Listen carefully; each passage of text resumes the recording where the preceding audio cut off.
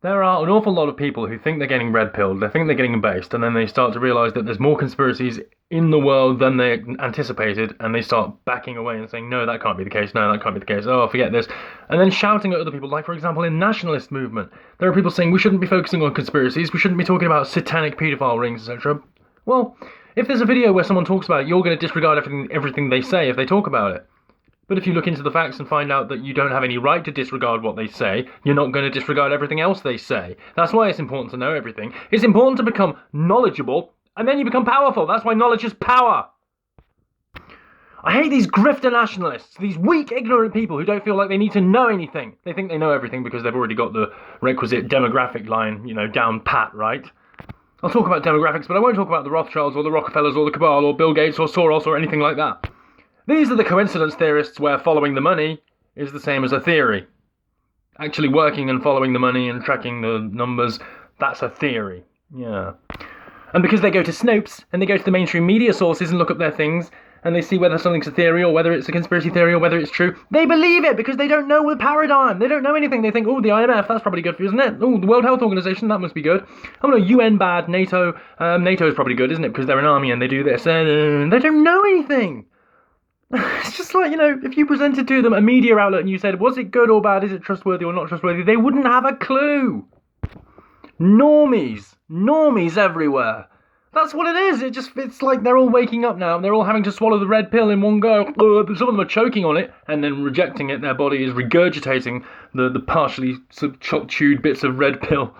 It's difficult to swallow the red pill in one go. That's why it was a gradual process. Over time of becoming disillusioned with the establishment, learning that there was corruption through experience, and then learning not to trust it.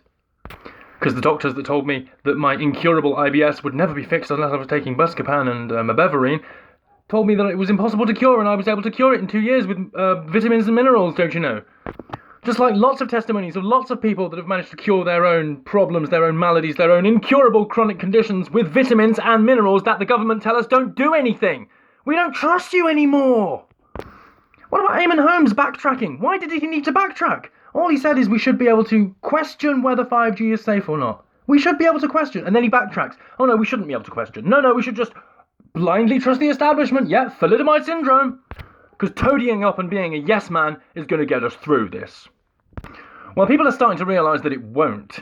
People are starting to realise that their jobs are meaningless, that their taxes that they pay are meaningless, that getting by, making ends meet, is meaningless, that their children's future as slaves is guaranteed because they've been getting by. They haven't been looking at this information, they haven't been researching anything, they haven't been spreading it, they haven't been stopping it, and they've just been allowing the subversion to take place from the globalists, from even the manifestations that we see of the globalism, like the World Economic Forum in Davos, or the UN, but, deeper level, Bilderberg, Council on Foreign Relations, Trilateral Commission, the media, the insidiousness of it all. When you actually work out that it is all connected and you realise and you know what's what, you can tell who's trustworthy and who's not, then you'll be useful to us in this paradigm, not before. And that's why all the celebrities are becoming small now. The celebrities are little people, and the little people are becoming huge. Another seeming disparity in this paradigm. A dichotomy.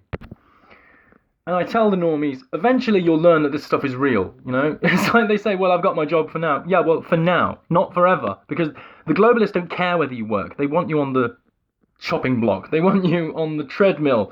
They want you in their system. They want to be giving you the money. They don't want you to work to earn the money to feed your family. They want to control your family. They want to control your earnings. They want to control everything. Your jobs will be gone, just like they've been gone in this pandemic crisis. This is a preview of the life you'll be living if you don't start waking up and paying attention to these things and taking them seriously, and don't stop mocking people that talk about conspiracies, because you're just a coincidence theorist in that case, and that doesn't make any mathematical sense.